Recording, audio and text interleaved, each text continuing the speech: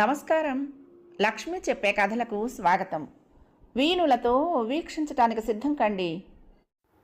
ప్రియ సఖులు, ఇప్పుడు మనం ప్రముఖ సీనియర్ రచయిత శ్రీ అలపర్తి రామకృష్ణ గారు రచించిన అమ్మ సహించనిది అనే ఓ చక్కటి కథను విందామండి. ఈ కథ 2015 డిసెంబర్లో విపుల మాసపత్రికలో ప్రచురింపబడింది. ఇక కథ మొదలు పెట్టిస్తున్నానండి. సాయంత్రం 4 అయినా ఎండ వేడి తగ్గుముఖం పట్టలేదు. రోహిణి కర్త ఎండకు రోళ్లు బద్దలవుతాయని అనుకుంది నేలమ్మ. పశువుల చావిడి శుభ్రం చేసి గేదెలకు పచ్చగడ్డి వేసి వేప చెట్టు నీడలో కూర్చుంది. ఓ ఆడకుక్క చుట్టూ 10 మగ కుక్కలు చేరి మీద పడి ఇబ్బంది పెడుతున్నాయి.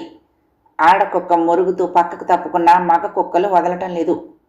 నీలమ్మ కోపం వచ్చి కర్ర తీసుకుని అదిలించింది. ఆడకుక్క స్థిమితంగా చెట్టు నీడలో చేరింది. రోడ్డు మీద నిలబడి అటు ఇటు దిక్కులు చూస్తున్న 30 ఏళ్ల యువకుడిపై ఆమె దృష్టి పడింది. అతను భుజానికి బ్యాగ్ తగిలించుకుని మొహానికి పట్టిన చెమట కర్చీఫ్తో తుడుచుకుంటున్నాడు. ఎవరు బాబు, ఎవరింటికి వెళ్ళాలి అడిగింది నీలమ్మ. పట్నం నుంచి వచ్చాను. నీలమ్మ గారి ఇల్లు ఎక్కడా అడిగాడు అతను. తన కోసం ఓ వ్యక్తి వెతుక్కుంటూ వచ్చినందుకు ఆమె సంతోషపడింది. చిన్న పూరిల్లు, 2 పాడి గేదెలు తప్పితే ఆస్తిపాస్తులు లేని దాన్ని, పేడ పిసుక్కునేదాన్ని. నన్ను నీలమ్మ గారిని పిలవని అవసరం లేదు బాబు అంది. నా పేరు రాంబాబు, మిమ్మల్ని కలవమని నారాయణ పంపించాడు చెప్పాడు అతను. నీలమ్మ కొడుకే నారాయణ. నా కొడుకుది నీ వయసే బాబు, పట్నం వెళ్ళి 6 ఏళ్ళు అవుతుంది. వాడి జాడే తెలియటం లేదు. నిన్ను చూస్తుంటే నా కొడుకును చూస్తున్నంత సంబరంగా ఉంది అందామె కొడుకును తలుచుకుని. ఇంటర్ తప్పి తల్లి దగ్గరకు వచ్చి పై చదువులు చదవాలి, డబ్బులు కావాలి అని అడిగాడు నారాయణ. వాడేం చదువుతున్నాడో ఆమెకు తెలియదు. బాగా చదువుకుని పెద్ద ఉద్యోగంలో చేరాలి, ఊళ్ళో పిల్లలకు మంచి దారి చూపించాలి, బాగా ఆస్తి సంపాదించి ఊరును బాగు చేయాలి. నీలమ్మ కొడుకును మించిన వాడు ఊళ్ళో మరొకడు లేడని అందరూ అనుకుంటూ ఉంటే తనకు సంబరం. అది ఆమె ఆలోచన. అందుకే నారాయణ అడిగినంత డబ్బిచ్చేది. ఢిల్లీ వెళ్ళి చదువుకోవాలి 3 ఏళ్ల తర్వాత అన్నాడు నారాయణ. మన ఊరికి దగ్గరేనా? రోజు బస్సులో వెళ్ళి సాయంత్రానికి ఇంటికి తిరిగి వచ్చేయొచ్చా? ఢిల్లీ ఎంత దూరంలో ఉందో తెలియక అడిగింది నీలమ్మ. రోజంతా ప్రయాణం ఉంటుంది. వేగంగా వెళ్ళే రైల్లో రోజంతా ప్రయాణం చేస్తే కానీ అక్కడికి చేరుకోలేము. పెద్ద పెద్ద వాళ్ళంతా అక్కడే చదువుకుంటారు.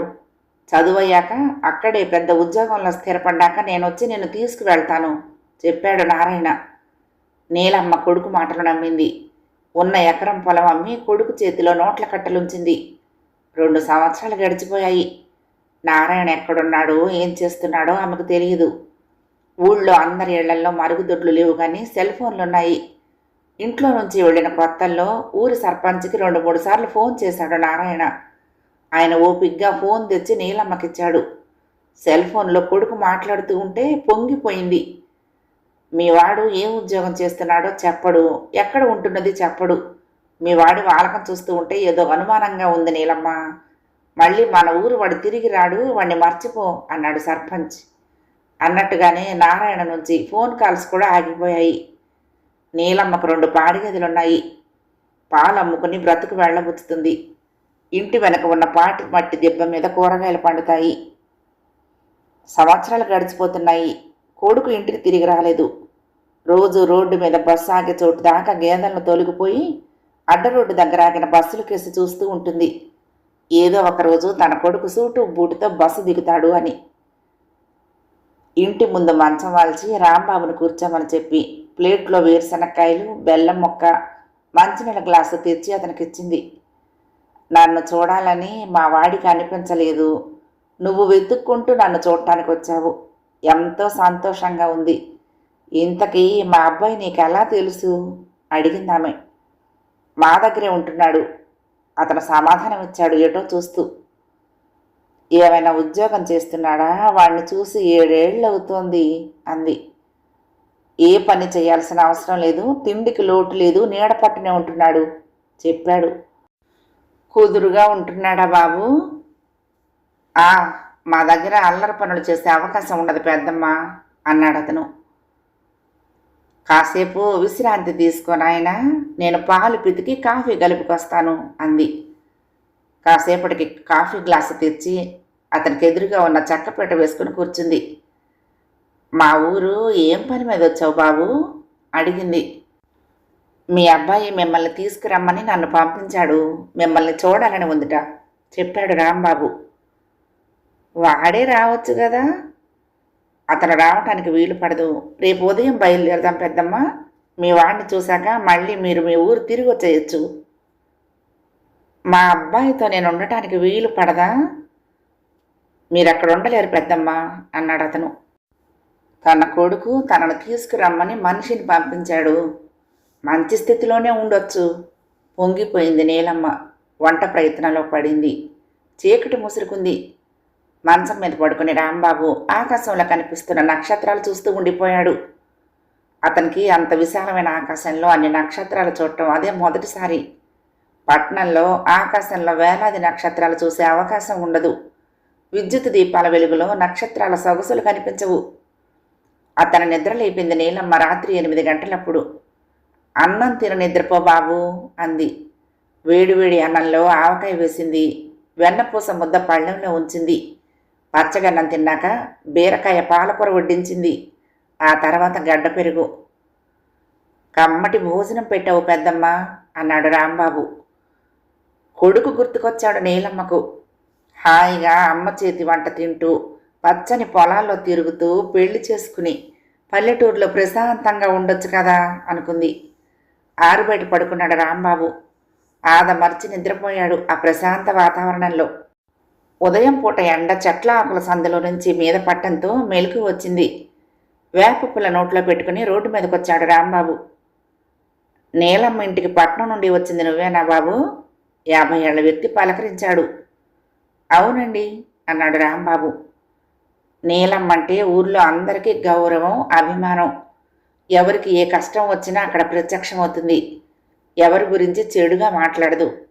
ఆమె కొడుకు పట్టణంలో బాగా స్థిరపడ్డాడని ఊళ్ళో అందరికీ చెప్పుకుని సంబరపడిపోతుంది. నాకైతే అనుమానంగానే ఉంది. మాయ మాటలు చెప్పి పట్నం తీసుకువెళ్ళి ఆసుపత్రిలో ఆపరేషన్ చేయించి కిడ్నీలు అమ్ముకోడు కదా అడిగాడు అతను. అదిరిపోయాడు రాంబాబు. ఊళ్ళో నారాయణకు అంత పలుకుబడి ఉందన్నమాట. తను నిద్ర లేకముందే నీలమ్మ ఊళ్ళో అందరికీ తన కొడుకు తనను పట్నం తీసుకువెళ్ళటానికి మనిషిని పంపించాడని చెప్పేసిందన్నమాట. అసలు విషయం తెలిస్తే ఆమె మనసు ఎంత బాధపడుతుందో. పెరట్లో బావి దగ్గరికి వెళ్ళి స్నానం చేశాడు. ఉదయం పూట ఎండ మీద పడుతూ ఉంటే చన్నీళ్ల స్నానం చేయటం ఎంతో హాయిగా అనిపించింది. వేడివేడిగా మినపట్లు వేసి పెట్టింది నీలమ్మ. బాబు మరొక 2 రోజులు ఆగి వెళ్దాం పట్నం అంది. ఎందుకు పెద్దమ్మా?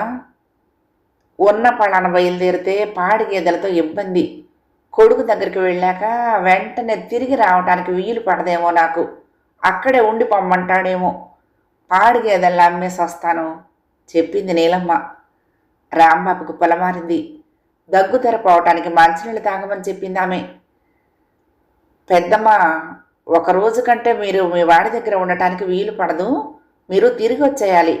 1 జత బట్టలు పెట్టుకుని బయలుదేరండి అన్నాడు రాంబాబు. 1 రోజులు వాడి దగ్గర ఉంటానంటే ఉండనివ్వడా అడిగింది. చుట్టుపక్కల వాళ్ళకి తను పట్నం వెళ్తున్నట్లు చెప్పింది. పాడి గేదెల బాధ్యత పక్కింటి వాళ్ళకి అప్పచెప్పింది. రాంబాబుతో కలిసి రోడ్డు మీదకి వచ్చింది, సంచి భుజాన తగిలించుకుని. బస్సు కోసం ఎదురు చూస్తూ చింత చెట్టు నీడలో కూర్చున్నారు ఇద్దరు. నీలమ్మలో ఏదో తెలియని అలజడి మొదలైంది. రాంబాబు వైపు పరీక్షగా చూసింది. అతనేదో దాస్తున్నాడు. తన కొడుకు గురించి పూర్తి వివరాలు చెప్పటం లేదు. బాబు, నా కొడుకు బ్రతికే ఉన్నాడా? ఏదైనా ప్రమాదంలో చనిపోతే ఆ విషయం చెప్పటానికి తటపటాయిస్తున్నావా? నిజం చెప్పు బాబు, నువ్వు ఏ విషయం చెప్పినా తట్టుకుంటుంది ఈ ముసలి గుండె అంది. మీ అబ్బాయి ప్రస్తుతానికి బతికే ఉన్నాడు పెద్దమ్మ. పట్నం వెళ్ళాక అన్ని విషయాలు మీకే తెలుస్తాయి అన్నాడు రాంబాబు. రోడ్డు ప్రమాదంలో దెబ్బలు తగిలి ఆసుపత్రిలో చావు బతుకుల్లో కొట్టుమిట్టాడుతున్నాడా బాబు? ఆమె ఆదుర్ద పడటం గమనించాడు రాంబాబు. అదేం లేదమ్మా, సంపూర్ణ ఆరోగ్యంతో ఉన్నాడు కాబట్టి ఉరి తీయటానికి సిద్ధంగా ఉన్నారు జైలు అధికారులు అన్నాడు అతను. అసలు విషయం ఆమెకు చెప్పాలనే నిర్ణయానికి వచ్చి. నీలమ్మ గుండె దిటవు చేసుకుని అడిగింది. నా కొడుకు ఏం తప్పు చేశాడు బాబు? ఏదో చెయ్యరాని నేరమే చేసుంటాడు. నిన్ను చూస్తుంటే పోలీసు కానిస్టేబుల్లా ఉన్నావు. నిజాన్ని దాచకూడదు. అసలు జరిగిందేమిటో చెప్పు నాయనా అడిగింది. నేను పోలీసులని మీరెలా తెలుసుకున్నారమ్మా? నేను మా అబ్బాయి దగ్గర ఉంటానంటే నువ్వు కంగారు పడ్డావు. అక్కడ ఉండటానికి వీల్లేదు అన్నావు. నీ శరీర దారుఢ్యం చూసి నువ్వు పోలీస్ కానిస్టేబుల్ అని ఊహించాను. ఎంత చెడ్డ కబురు చెప్పినా తట్టుకునే శక్తి నాకుంది. చెప్పు బాబు. 12 ఏళ్ల అమ్మాయి స్కూల్ నుండి ఇంటికి తిరిగి వస్తూ ఉంటే మీ వాడు ఆ అమాయకురాలికి మాయ మాటలు చెప్పి తన గదికి తీసుకువెళ్ళాడు. వారం రోజుల పాటు ఆ పిల్లపై అత్యాచారం చేశాడు. ఆ అమ్మాయి తప్పించుకునే ప్రయత్నం చేసిందని గొంతు పిసికి చంపేశాడు. శవాన్ని డ్రైనేజీలో తోసేశాడు. నెల రోజుల తర్వాత బాగా తాగేసి తనను ఎవరూ పట్టుకోలేకపోయారని విర్రవీగుతూ ఉంటే ఆ మాటలు విన్న అతని స్నేహితుడే పోలీసులకు అసలు విషయం చెప్పేశాడు. పోలీసులు అతన్ని పట్టుకుని చితకబాదితే డ్రైనేజీలో పడేసిన శవాన్ని చూపించాడు. నేరం నిర్ధారణ అయ్యాక కోర్టు ఉరిశిక్ష విధించింది.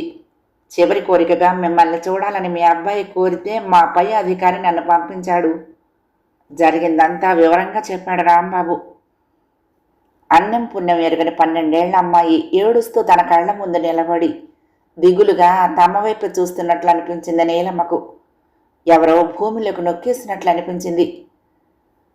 బాబు, నా కొడుకుని చూడాలని అనిపించటం లేదు. నేను రాను. నువ్వు తిరిగి వెళ్ళినాయినా నా కొడుకుని ఎంత తొందరగా ఉరి తీశారన్న వార్త నా చెవిలో వేస్తే సంతోషిస్తాను. అటువంటి వాడి మీద ఏ కన్న తల్లి కనికరం చూపించదు. నువ్వు వెళ్ళిపో బాబు అంద నీలమ్మ. ఆమె కళ్ళల్లో కన్నీళ్లు ఉబికాయి. ఏ కష్టాన్నైనా భరిస్తుంది కానీ ఆడపిల్లకు అన్యాయం జరిగితే తట్టుకోలేదు నేలమ్మ. కళ్ళల్లో నిలిచిన నీటి బిందువులు నిప్పు కణికలయ్యాయి. ఆమె ఊరి వైపు మెల్లగా నడిచి వెళ్తూ ఉంది. బస్సు వచ్చింది. ఆ తల్లి పడుతున్న ఆవేదనను అర్థం చేసుకుని బరువెక్కిన హృదయంతో బస్సు ఎక్కాడు పోలీస్ కానిస్టేబుల్ రాంబాబు. కథ సమాప్తం. ప్రియ సఖులు, ఈ కథ మీకు నచ్చితే తప్పకుండా లైక్ చేయండి, షేర్ చేయండి, కామెంట్ చేయండి, సబ్స్క్రైబ్ చేసుకుని నన్ను ఎంకరేజ్ చేయండి. ఉంటానండి. ప్రేమతో లక్ష్మి, కృష్ణా తీరం దుర్గమ్మ సన్నిధానం. నమస్తే.